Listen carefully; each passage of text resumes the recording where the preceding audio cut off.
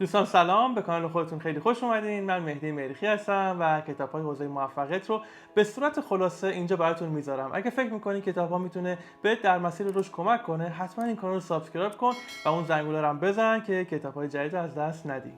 کتابی که خلاصش رو براتون تهیه کردم، عظمت خود را دریابید از ویندایر هست. کتابی که 92 صفحه است و پر از نکته‌های مفید. مفاهیم کلی کتاب در رابطه با خودشناسی است و این نکته رو ما اشاره می‌کنه که هر چیزی که می‌خوای به دست بیاری برای موفقیت در هر چیزی، چه روابط چه کسب و کار، ابتدا باید از دنیای درون خودت شروع کنی و این دنیا پر از قدرت‌های نهفته است. ویندایر تو این کتاب نحوه شناخت این قدرت‌ها رو به ما آموزش میده. با من همراه باشید تا نکات خیلی خفن این کتابو بهتون بگم. مورد اولی که بهش اشاره میگه هر سلول از بدن انسان دارای دو نوع انرژی، یک انرژی فیزیکی و یک انرژی که شناخته شده نیست. دانشمندا اسم این انرژی رو گذاشتن منشأ، همون انرژی که در هفته هشتم رشد یک جنین به یک باره باعث میشه قلبش شروع به تپیدن کنه. بدن انسان زمانی در سلامتی خودش هست که تک تک سلول‌های بدن با هماهنگی، مشارکت و توافق با سلول‌های دیگه به کار خودشون ادامه بدن و چیزی که باعث این هماهنگی میشه نیروی عشق و صلح و صفاست. از بیماری سرطان نام برده که میگه یک سلول شروع کنندش هست که با ناهماهنگی و خودخواهی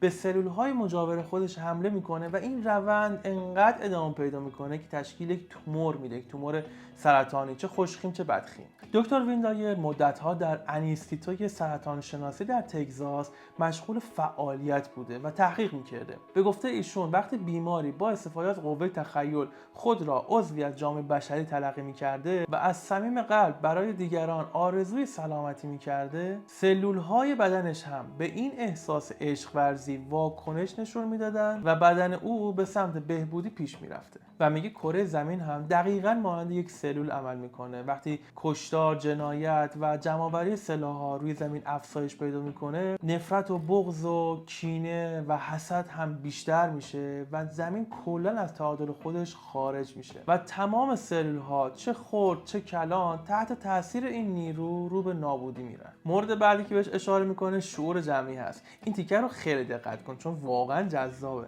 روپرت شلدریک یک زیستشناس مشهوری است که یک سری آزمایش‌ها انجام داده.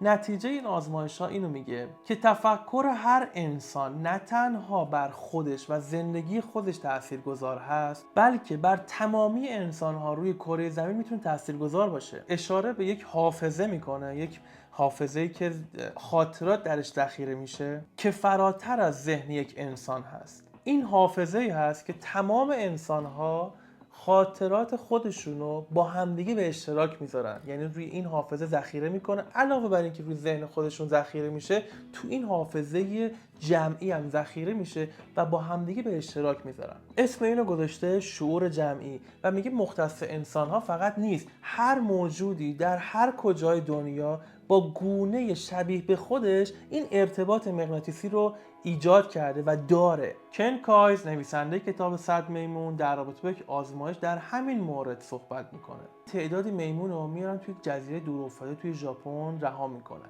گوشه این جزیره هم تعداد سیب زمینی رو با گل آغشته میکنن و تلمبار میکنن. میمون ها اول هیچ توجهی به این سیب زمینی ها نداشتن تا اینکه یه دونه از میمون ها میاد سراغ این سیب زمینی ها و با کلی حالا ور رفتن با این سیب زمینی تصمیم میگیره که بره کنار دریا این سیب زمینی رو بشوره و بعد بخوره. میمون های دیگه این صحنه رو میبینن و هر کدومشون یواش یواش میان سراغ این سیب زمینی ها و همون جوری که اون نفر اول شسته اینا میشورن و مصرف میکنن و میخورن.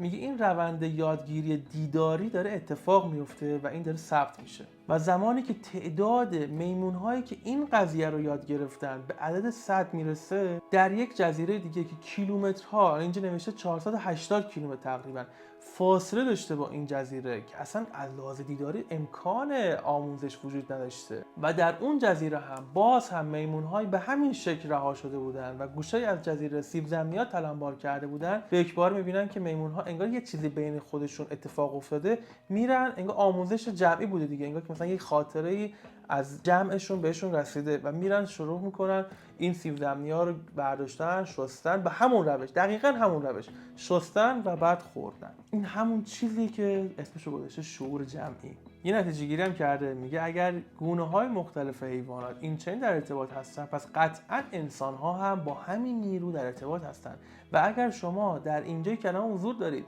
با تفکر مسموم و ناراحت کننده سپری کنید زمانتون رو، نه تنها به خودتون آسیب زدید بلکه به فردی آن طرف دنیا هم امکان داره آسیب زده باشین و اونو دچار پریشان حالی کرده باشید. در کتاب 100 میمون به این نکته اشاره میکنه که زمانی جنگ اتمی در دنیا رخ میده که تعداد انسان‌های بیشتری به وقوع آن اطمینان داشته باشن و این انرژی رو انقدر گسترش بدن که این اتفاق رخ بده. پس زیبا فکر کنید تا این انرژی که در حال رشد هست کم کم از بین بره و جهان پیش رو جهانی زیباتر، قشنگتر برای خودمون و آیندگان بشه. ویکتور هوگو میگه اگر مردم زیادی در سراسر دنیا در رابطه با یک موضوع هم عقیده بشن و آن چیز شرایط ابراز خودش رو پیدا بکنه، حتی اگر تمام ارتش‌های دنیا هم با هم متحد بشن که با این موضوع مقابله کنن، توان مقابله رو نخواهند داشت. نکته، حالا که فهمیدیم تفکر اشتراکی چقدر قدرتمند هست، پس وظیفه داریم که زیبا بیاندیشیم، به چیزای زیبا فکر کنیم که نه تنها برای خودمون بلکه برای کل دنیا تاثیرات مثبت بذاریم. عشق هیچ حد و مرزی نداره و باید به همه انسان‌ها و به همه چیزهای خوب عشق ورزید. گاندی میگه از گناه بیزار باش ولی گناهکار رو دوست داشته باش. یعنی به همه عشق بورز، چون تو با تمام انسان‌هایی که از روز ازل تا به ابد وارد این دنیا میشن در واقع یکی هستی. یه راه حل ساده برای ثروتمند شدن میگه برای شادی خودت و منفعت دیگران کار کن، نه برای کسب درآمد و منفعت خودت. بعد از مدتی مشاهده میکنید که ثروت و روابط خوب به دنبال شما میاد. موضوع بعدی در رابطه با دو نوع شخصیته، اسمشو گذاشته مرغابی و عقاب. میگه خودت تصمیم میگیری کدومش باشی. مرغابی بسیار کسل، خسته است و همیشه غرغر میکنه و همیشه شکایت میکنه از اینکه چرا من ارتقا پیدا نکردم، من که کارمو درست انجام بدم چرا بهتر نشدم، چرا پول بیشتر دریافت نکردم، چرا نمیدونم مقامم افزایش پیدا نکرد. ولی عقاب در همه حالت بهترین خودشه. حتی اگر یک وظیفه کوچیک هم بهش بسپاری در اوج شکوفایی خودش قرار میگیره و بسیار فراتر از اون چیزی که ازش خواستن انجام میده. این شخصیت به خوبی رشد میکنه و به سمت موفقیت پرواز میکنه. نکته، آموزش پرواز عقاب به یک مرغابی کار بیهوده است و وقت تلف کردن. در تله مرغابی ها گرفتار نشید. وقتی یک عقاب یک پیشنهاد کاری رو میده، مرغابی ها اونو امکان پذیر نمیدونن و میگن اتفاق نمیفته، سخته، مشکله و این تذکر رو بهت میده، میگه یک عقاب فقط باید با یک عقاب دیگه مشورت بکنه، نه جمعی از مرغابی ها که فقط بهونه میارن که این کار شدنی نیست و نمیشه و از این داستانا. یک گوشزدم به ما داره میگه به جای حرف زدن عمل کنید.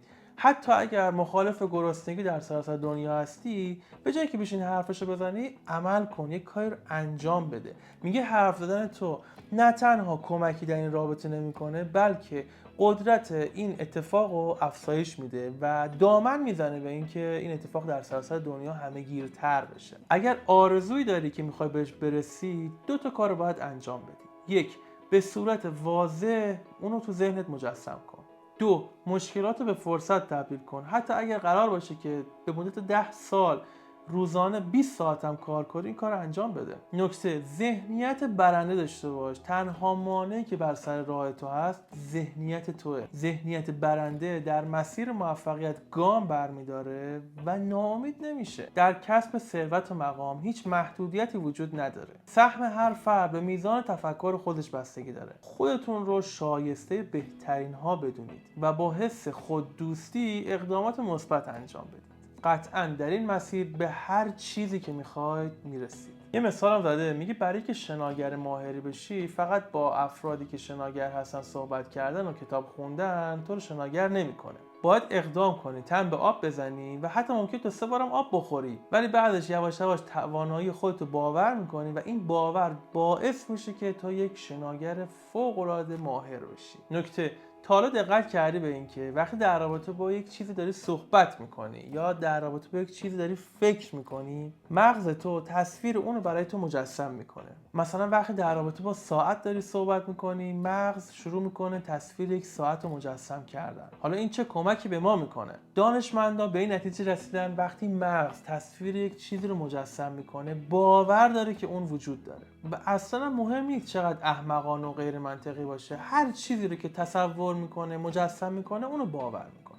و مکانیزم جذاب مغزم اینه که بدن انسان رو با اون چیزی که باور کرده تطبیق بده. پس خیلی مهمه که همیشه تصویری از خواسته های خوب و جذاب و قدرتمند خودتون رو مجسم کنید. یه مثالم میزنه، میگه تصور کن شما چند روز نخوابیدی، خسته ای، بعد یه دفعه رفیقت میاد یه خبر شوکه کننده و خفن و باحال و خوشحال کننده رو به تو میده. اون لحظه تصویر اون اتفاقه در ذهن تو مجسم میشه و شرایط بدنی که کاملا خسته بوده و آماده خواب بوده به شرایطی تبدیل میشه که میتونه حتی 1-2 روز دیگه هم بخوابی رو تحمل کنه.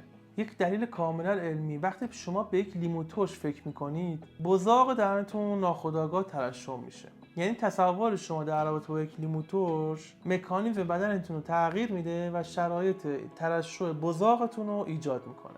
به صورت کاملا علمی ثابت شده که با فکر کردن به یک بیماری خاص بدن شروع میکنه شرایط ورود این بیماری رو مهیا میکنه و ترس از اون بیماری باعث پایین اومدن مکانیزم دفاعی بدن میشه. در مورد تغییرات جسمانی مثل لاغر کردن و ترک اعتیاد، اگر با افکار جنگیدن نسبت به اینا بخوای کاری رو انجام بدی اتفاق حاصل نمیشه. مثلا بخوای بگی که من برم با چاقی بجنگم و لاغر کنم یا برم با اعتیاد بجنگم که ترک کنم، هیچ اتفاق حاصل نمیشه. حالا باید چیکار کنیم که این تغییر اتفاق بیفته؟ باید خودمون رو قدرتمند در برابر اون موضوع احساس کنیم و تصور اینو داشته باشیم که ترک اعتیاد بسیار راحته یا لاغر شدن بسیار راحته، حداقل برای من یکی راحته. اینو به خودمون گوشزد کنیم. نکته، مسئولیت تمام و کمال زندگی خودتو به عهده بگیر. جیمز آلن میگه اوضاع و احوال زندگی هر کس نمایانگر طرز فکر اوست. به زبان ساده زندگی تو حاصل فکر و اندیشه توئه. به جای اینکه قور بزنی بگی فلانی با من رفتار بدی داره، مثلا فرزندم، رئیسم، همسرم، غیره و غیره، به خودت بگو من چه کاری انجام دادم که دیگران به خودشون اجازه میدن به راحتی با من برخورد بد داشته باشن و من باید چه تغییری در خودم ایجاد کنم. هیچ کس نمیتونه شما رو آزار بده مگر با رضایت خودتون. در هر شرایطی که هستی مسئولیتش رو بپذیر و برای بهتر شدن زیبا بیاندیش. اینو ما داریم از زبان ویندایر میشنویم، کسی که در یک خانواده بسیار فقیر به دنیا میاد و چون دائم الخمرم بودن اونو پرورشگاه میذارن و بیان میکنه که ذره ذره زندگی ما با کار کردن روی افکارم، روی ذهنیت خودم ایجاد کردم. بدون توجه به واکنش دیگران کاری که فکر میکنید درسته رو انجام بده. چند تا نکته مهم. 1. تحت هیچ شرایطی صرفاً برای جلب رضایت دیگران کاری رو انجام نده. اگر دیگران موافق بودن خب دمشون گرم، اگرم نبودن توجه نکن، تو کار خودتو بکن اگه فکر میکنی مثبته. 2. هیچ کس قادر نخواهد بود شما را دچار خشم و نفرت و کینه کنه. اگر درگیر این صفات شدید اینو بدونید که این صفات در اعماق وجود خودتون پنهان بوده و هیچ اشکالی هم نداره. حالا که این موضوع رو فهمیدید با عشق ورزی این صفات منفی رو از خودتون دور کنید. 3. محققان در رشته مهندسی بیوشیمی به یک مورد خیلی مهم دست یافتن، اینکه مغز 2 نوع آندروفین ترشح میکنه. یکی زمانی که ما به افکار مثبت داریم توجه میکنیم، این آندروفین شفابخشه، و دوم زمانی که ما به افکار منفی داریم توجه میکنیم که این آندروفین نه تنها شفابخش نیست که حتی بیماریزا هم هست، چون کار مغز اینه که انسان رو به چیزی تبدیل کنه که بهش فکر میکنه. پس حتی واکنش‌های شیمیایی بدن هم دست خودمون هست و دست افکارمون هست. 4. شادی و ناراحتی یک چیز کاملا درونیه و ربطی به عوامل بیرونی نداره. حتی اگر ناراحتی الان شما در رابطه با جامعه یا بیماری عزیزی باشه یا غم دوستانتون باشه، این نکته رو باید توجه کنید. آیا اگر شما از این موضوع اطلاع نداشتید باز هم ناراحت بودید؟ پس وجود اون اتفاقا نمیتونه به تنهایی باعث ناراحتی شما شده باشه. شما اول اطلاع پیدا کردید نسبت به اون اتفاق، بعد انتخاب کردید که ناراحت باشید. حالا به این نکته توجه کن که غم و اندوه تو نه تنها کمکی به اون فرد یا جامعه نمیکنه، بلکه آسیب‌های جدی هم به خودت میزنی هم به اون دوستت یا جامعه‌ای که داری بهش فکر میکنی. در هر شرایطی باید مثبت فکر کنی، تو هر وضعیتی که هستی. پس منشأ شادی از درون قلب شماست، دنبال عوامل بیرونی نباشید. ویندایر اینجا خاطره تعریف میکنه، میگه من چندین سال از عمرم با کینه از پدری گذشت که حتی عکسش رو هم نداشتم. و جالب اینجا بود که وقتی خبر فوتش رو به من دادن، رفتم سر خاک و به جای اینکه فوش بدم، دریوری بگم یا داد بزنم، ناخودآگاه گریه‌ام گرفت و 2 ساعت 3 ساعت داشتم در رابطه با اینکه تو رو بخشیدم بابت این بدیها باهاش صحبت می‌کردم. بعد از اینکه این پالایش روحی رو انجام دادم و نفرت رو گذاشتم کنار، اشتهام بهتر شد، قدرت جسمانی بیشتر شد، راندمان کاریم هم افزایش پیدا کرد. 5. بزرگترین تولید کننده انرژی مثبت و سازنده بخشیدن است. اینکه شما بتونی کسی که ازش ناراحت هستی و کینه داری رو ببخشی، حتی اگر به تو خیلی بدی کرده. اصلا مهم نیست که اون طرف بدون تو بخشیدیش، این که نه، فقط کافی تو ببخشی تا بزرگترین انرژی مثبت و سازنده دنیا در وجود تو جریان پیدا کنه. 6. در پس هر حادثه‌ای فرصتی نهفته است. به جای پذیرفتن شکست دنبال دیدن اون فرصته باشید. 7. بپذیرید که انسان‌ها همه مثل هم فکر نمی‌کنند و اگر می‌خواید یک رابطه رو حفظ کنید، یه توافق بین خودتون داشته باشید که امکان داره در مواردی شما هم فکر نباشید. 8. دعوا و کشمکش باعث ایجاد ناهماهنگی در مسیر کائنات میشه. پس یاد بگیرید اگر با فردی مدام در حال مشاجره و بحث و ناراحتی هستید، ازش فاصله بگیرید. حتی اگر عضوی از خانواده‌تون هست و نمیتونید اونو به کلی حذفش کنید، وقتی در شرایط مشاجره با اون هستید، به آرامی محل رو ترک کنید و اجازه ندید این دعوا ادامه پیدا کنه. 9. به دیگران کمک کنید و حتما با رضایت قلبی خودتون باشه. مطمئن باشید که دیر یا زود این خیرخواهی به شما با سودش برمیگرده. 10. اگر در شرایط بدی به سر میبری، به جایی که فکر کنی بدشانسی، به این فکر کن که این شرایط حاصل چه انتخاب‌هایی است که در گذشته انجام دادی. کافی اونا رو تغییر بدی تا شرایطت کلاً تغییر کنه. 11. برای رسیدن به اهدافتون، سلامتی جسم و ذهنتون رو به خطر نندازید و خودتون رو تحت فشار زیاد قرار ندید. در مسیر موفقیت با آرامش حرکت کنید. 12. مکانیزم جهان هستی مثبته. اگر افکار و کردار تو مثبته، مطمئن باش با کائنات همسو هستی. و اگر افکار منفی داری و مدام گلایه میکنی از این و اون، با جهان هستی در تعارضی. 13. یه راهکار داره بهت میگه برای اینکه بتونی چیزای مثبت و خوب رو از کائنات جذب کنی. اول اینکه بهت متذکر میشه به هیچ عنوان تعلق خاطر به هیچ وسیله نداشته باش. دوم اینکه برید سراغ لباس‌ها و وسایلتون، چیزهایی که بیشتر از 1.5 سال هست که استفاده نکردید تو ببخشید و بدید به کسی دیگه که بتونه ازش استفاده کنه. 14. در لحظه زندگی کنید و از مسیر زندگیتون لذت ببرید. هدف گذاری کنید و آن را دست یافته بدانید. اگر غرق در اهدافت بشی، مطمئن باش جوانی خودتو از دست میدی و لذتی در این مسیر زندگی نخواهی برد، چون کل زمان زندگیتو گذاشتی برای جانفشانی.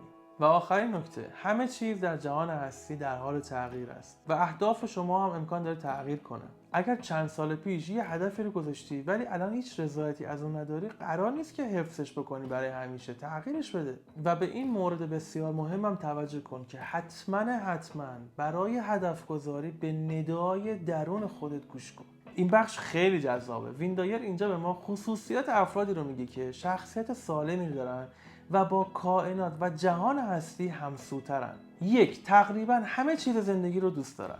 2. با اشتیاق آماده انجام هر کاری هستن. 3. گله و شکایت نمی کنن. اهل آه و ناله کردن هم نیستن. 4. از ظاهر و قیافه خودشون خوشنودن. 5. مانند یک کودک از تمام لحظات خودشون لذت میبرن. 6. کارهای روزمره و عادی خودشون رو رها میکنن و با ایجاد چالش سعی در به دست آوردن تجربه‌های جدید دارن. 7. احساس گناه نمیکنه. اینو پذیرفته که انسان جایز الخطاست. 8. هرگز بابت چیزی که از دست داده افسوس نمیخوره و خودشو ملامت نمیکنه.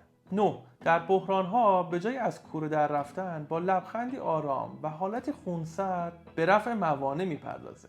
10. به جای گذشته و آینده فقط در زمان حال زندگی میکنه. 11. او برای خلوت و تنهایی خودش بسیار ارزش قائله و اغلب خلوت گزینی رو به جای بودن در جمع‌های مختلف انتخاب میکنه. هرچند که اطرافیان و مردمان عادی این کار او را دور از ادب، متکبرانه و غیر دوستانه تلقی میکنن و بر این باور هستند که مورد بی‌توجهی از جانب او قرار گرفتن. اما او برای دنیای درونی خودش بسیار ارزش قائله و از آن به خوبی حفاظت میکنه. 12. برای مردمان عادی بسیار سخته که او رو دوست داشته باشن، چون برای اجرای تصمیماتش بسیار سرسخت و مصره. 13. او دوست داره مستقل باشه و اون طوری که خودش دلش میخواد زندگی کنه. 14. اگر احساس کند در امور زندگیش دخالت شده، اول از نظر احساسی و سپس از نظر فیزیکی ناپدید میشه. 15. با کودکان جوری رفتار میکنه که اعتماد به نفسشون افزایش پیدا کنه. 16. هرگز به دنبال تایید و تحسین دیگران نیست. 17. به دنبال راضی نگه داشتن دیگران نیست و کاری که فکر میکنه درسته رو انجام میده، حتی اگر با مخالفت خیلی روبرو بشه. 18. بسیار صادق و راستگوه. 19. او از آداب و رسوم کلیشه‌ای که برای خیلی از مردم مهمه چشم‌پوشی میکنه و با قوانین پرزرق و برق مخالفت میکنه. 20. شخصی متکی به خود است و حتی حاضر به پذیرفتن معیارهای فرهنگی بدون چون و چرا نیست. فرهنگ او ندای درونشه. 21. اکثر اوقات شوخ طبعه، حتی در جدی‌ترین شرایط هم اون شوخی میکنه و تحت هیچ شرایطی با مسخره کردن کسی قصد خنداندن دیگران را ندارد.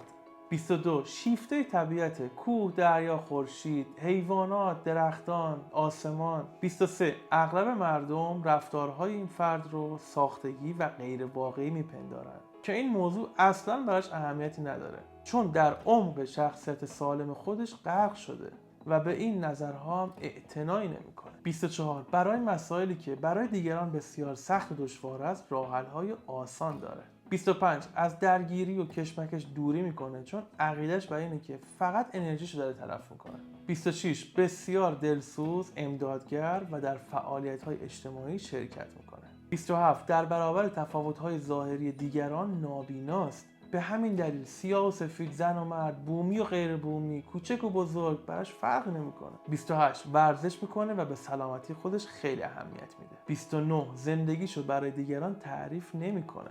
30. در هر شرایطی خلاقیت داره و کاری به روش‌های مرسوم نداره. اون طوری که خودش دوست داره اون کار رو با خلاقیت خودش به اتمام میرسونه. 31. بسیار پرشور و نشاطه و نیروی عشق در وجودش موج میزنه. 32. جسور و بی‌پروا در جستجوی حقیقته. 33. همیشه در حال یادگیری از تمام چیزهای اطرافشه. حتی از یک کودک یا یک حیوان هم چیزهایی رو یاد میگیره. 34. جنگ رو یک معضل برای کل بشریت میدونه و هرگز از کشته شدن نیروهای دشمن خوشحال نمیشه. 35. حسود نیست و از رشد دیگران شاد میشه. 36. حتی اگر بارها و بارها شکست بخوره دوباره بلند میشه و از نو کارش رو شروع میکنه. موضوع بعدی در رابطه با فکر و اندیشه است. میگه همه چیز شما فکر شماست. 99% از وجود یک انسان فکر و اندیشه است و 1% از اون جسم و دنیای فیزیکیشه. اندیشه یک انرژی بیکرانه که هیچ وقت نابود نمیشه. بدن انسان کم کم رو به پیری میره و بعد از مرگ به کل نابود میشه، اما اندیشه‌ای که خود شما هستید به ابدیت باز میگرده و به زندگی خودش ادامه میده. همه چیز در حال نوسان و ارتعاش هست. حتی اگر یک جسم سخت رو هم ببرید زیر میکروسکوپ‌های بسیار قوی، اینو میبینید که تمام ذراتش در حال نوسان است. این موضوعی که ویندای مطرح کرده همون نظریه ریسمان تو فیزیک کوانتوم هست و سریع‌ترین امواج در بین همه اینها امواج فکریه که این قدرت بزرگ در اختیار اون هست و هر زمان که به این روی بیاریم و از قالب فیزیکی خودمون فراتر بریم به هوش و خرد بیکران در پس هر چیزی پی میبریم. مثل هوشی که در یک گیاه ذخیره شده و به اون امکان میده تا ترکیبات شیمیایی مورد نیاز خودش رو بسازه. اینا همش بر ما آشکار میشه. پس از اون حس همدردی و نودوستی کل وجودمون رو فرا میگیره و آماده ایثار میشیم. و این آغاز یک تحول بزرگ در درون ماست. میگه همونطور که جسم شما و کل دنیای مادی در حال رشد و تغییر هست، افکار و اندیشه و قدرت‌های اون هم در حال رشد و تغییر هست. مثال، چند سال پیش چه چیزایی تو رو اذیت میکرد؟ وقتی الان بهش فکر میکنی شاید خندت بگیره. این نشون دهنده اینه که عقاید و اندیشه های تو رشد کرده و قطعا چیزایی که الان باعث نگرانیت شده سالهای بعد خیلی راحت و آسون جلوه میکنه برات. این قانون جهان هستی که همه چیز در حال رشد باشه، حتی فکر و اندیشه و قدرت تو. دیگه اکثر مردم تا چیزی رو نبینن باورش نمیکنن. آیا انرژی برق و باد رو میشه دید؟ ولی قطعا وجودش رو نمیتونه انکار کنید. پس اینو یاد بگیریم، از قالب فیزیکی خودمون فراتر فکر کنیم، از موانع ذهنی عبور کنیم و در سطحی وسیع‌تر به خرد الهی نگاه کنیم. در این حالت که قرار بگیری ترس و نگرانی از بین میره و به هیچ چیزی وابسته نمیشی. در لحظه اکنون زندگی میکنی و ازش لذت میبری. این مثل یک فنر که وقتی بیش از اندازه بکشیش دیگه به حالت اولش بر نمیگرده. ذهن انسان هم همینه، اگر به افقهای تازه وارد بشه دیگه هرگز به بعد قبلی خودش بر نمیگرده. این روند تکامل تا اونجا ادامه پیدا میکنه که انسان میتونه با اندیشه خودش معجزه کنه. هنگامی که انسان در ابعاد بسیار بالایی قرار میگیره، دنبال تنش و دعوا با دیگران نیست و به همه عالم آدم عشق می‌ورزه، حتی اونایی که به ظاهر دشمنش هستن. اطرافیان خودش رو بسیار محدود میکنه و به چند تا دوست اکتفا میکنه. هویت فرد تغییر میکنه و خودش رو جزئی از جامعه بشری میبینه. حتی اتفاقهایی که ممکنه چند ساعت پیش رخ داده باشن رو فراموش میکنه. البته از این فراموشکاری بسیار نگرانه، ولی غافل از این که این از نشانه‌های بصیرت بالا است. زیرا انسان آگاه و بصیر گذشته رو به کل از دست رفته تلقی میکنه و چنان در زمان حال زندگی میکنه که جایی برای خاطرات گذشته باقی نمیمونه. 3 بعد انسان: 1 عالم خواب، 2 عالم فیزیکی و 3 عالم پس از مرگ، که هر کدام از این عالم‌ها یک قوانین مربوط به خودشو داره. مثلا اگر تو عالم خواب باشی و با ماشین توی کوچه در حال حرکت باشی و با سرعت زیاد بری به سمت یک دیوار، امکان داره یه دفعه تصمیم بگیری پرواز کنی. اصلا امکان داره از اون کوچه یه دفعه بری توی دشت و بیابون و صحرا، و توی خواب که هستی اصلا تعجب نمی‌کنی چون داری توی قوانین حرکت می‌کنی. ولی وقتی بیدار میشی و به عالم فیزیکی وارد میشی، می‌بینی چه خوابی بود دیدم، تعجب می‌کنی. چرا؟ چون با قوانین دنیای فیزیکی تو متعارضه و دنیای فیزیکی تو قوانین خاص خودشو داره. همینطور داره اشاره میکنه به جهان پس از مرگ. میگه قوانین جهان پس از مرگ هم بسیار پیچیده است و قطعاً وقتی تو این حال فیزیکی هستیم درکی از اون جهان نخواهیم داشت و باید یکی با آگاهی فراتر بیاد و این جهان رو برای ما توضیح بده، مثل عیسی که به سمت مردمان خودش رفت و یک سری حقایق رو براشون روشن کرد. میگه همه چیز در این دنیا در تضاد هست، مثل آهنربایی که قطب شمال و جنوب داره. شما اگه این آهنربا بارها و بارها تیکه تیکه کنید، میبینید هر تیکه یک قطب شمال و یک قطب جنوب داره. در برابر هر پلیدی نیکی، در برابر هر تاریکی روشنی و در برابر هر ناامیدی امیدی است. همین تضاد هم در وجود انسان وجود داره. 2 قطب مادی و معنوی در وجود انسان هست. یکی دنبال کسب ثروت و جاه و مقامه، یکی دنبال رشد معنوی و کماله. انسان باید بتونه از قید و بند نفس خودش آزاد بشه و اجازه بده که قوانین عشق، خرد و انرژی لایت‌نهایی بر زندگی او حاکم بشه و اونو هدایت کنه. و در آخر فردی که با سرچشمه عشق و خرد الهی در ارتباط باشه، با حضورش در هر جمعی افراد پیرامون خودش رو در پرتو نور الهی، عشق، دوستی، تندرستی، اعتدال و آرامش فرو میبره و این نیرو در وجود هر انسان در هر شرایطی که هست مثل یک اقیانوس پنهان وجود داره. باید در نهفته ترین اعماق وجود خودتون اونو جستجوش کنید و پیداش کنید که بعد از پیدا کردن و اتصال به اون تنها در مسیر خیرخواهی، گذشت، عشق، هماهنگی و نیکویی گام برمی‌دارید. خب دوستان، امیدوارم از این خلاصه کتاب لذت برده باشین و از مفاهیم بسیار با ارزشش بتونید استفاده کنید. خیلی مخلصم. سابسکرایب فراموش نشه. خدا نگهدار.